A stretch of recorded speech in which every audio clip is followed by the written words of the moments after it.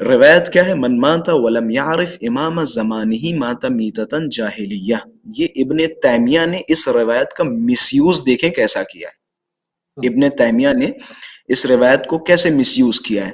کہتے ہیں جو مر جائے اور اپنے زمانے کے امام کو نہ پہچانے اس کی موت جاہلیت کی موت ہے. تو ابن تیمیہ کا اس روایت پہ بیان ہے کہ امام کی معرفت ضروری ہے، واجب ہے، اور امام کی اطاعت واجب ہے، ولو کانا فاسقا فاجرا، چاہے وہ امام فاسق ہی کیوں نہ ہو، فاجر ہی کیوں نہ ہو.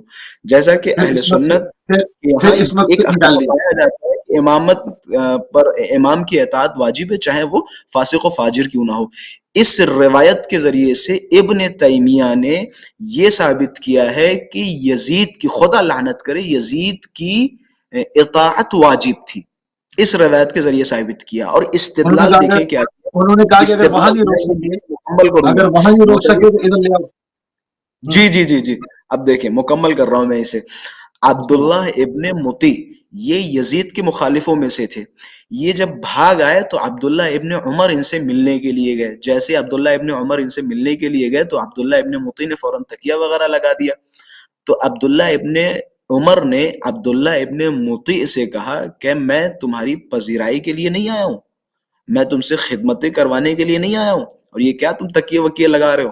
میرے پاس ٹائم نہیں ہے، وقت نہیں ہے، میں تم سے ملنے نہیں آیا ہوں بلکہ تمہیں رسول اللہ کی حدیث سنانے آیا ہوں.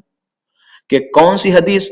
کہ رسول اللہ نے فرمایا اگر حدیث کے الفاظ جو ہمارے برادران اہل تسنن نے اپنی کتابوں میں نقل کیے وہ اگر مجھے مل جائیں، اے عبداللہ ابن مطیع، ہاں رسول اللہ صلی اللہ علیہ وآلہ وسلم سے نقل شدہ ایک حدیث، جو بھی کسی شخص کی اطاعت سے دستبردار ہو جائے یعنی بیعت شکنی کر لے، روز قیامت جب خدا سے ملاقات کرے گا تو اس کے پاس کوئی عذر نہ ہوگا. اور اسی طرح جو بھی مر جائے اور اس کی گردن پہ کسی کی بیعت نہ ہو تو اس کی موت جاہلیت کی موت ہے. یعنی اس حدیث کے ذریعے عبداللہ ابن عمر عبداللہ ابن مطیع کو سمجھا رہے ہیں کہ میں تمہیں نصیحت کرنے آیا ہوں. کس لیے؟ کیونکہ تم یزید کی مخالفت کر رہے ہو، جبکہ رسول اللہ نے فرمایا جو بھی امام کی بیعت کے بغیر مر جائے اس کی موت جاہلیت کی موت ہے. اے عبداللہ ابن مطیع، میں تمہیں نصیحت کرتا ہوں کہ تم یزید کے دامن کو نہ چھوڑو. اب میرا سوال یہ ہے ابن تیمیہ سے، آپ نے تو بڑی آسانی سے یہ ثابت کر دیا کہ اس حدیث سے مراد یہ ہے کہ امام کی اطاعت واجب ہے، ولو کان فاجرا فاسقا، چاہے وہ امام فاجر و فاسق ہی کیوں نہ ہو. اچھا یہ آپ کے یہاں ہے؟ الحمدللہ ہم تو امام جماعت میں جو ہمارا ایک چھوٹا سا مولوی ہوتا ہے اس کے پیچھے ہم نماز نہیں پڑھتے اگر وہ عادل نہیں ہوتا ہے.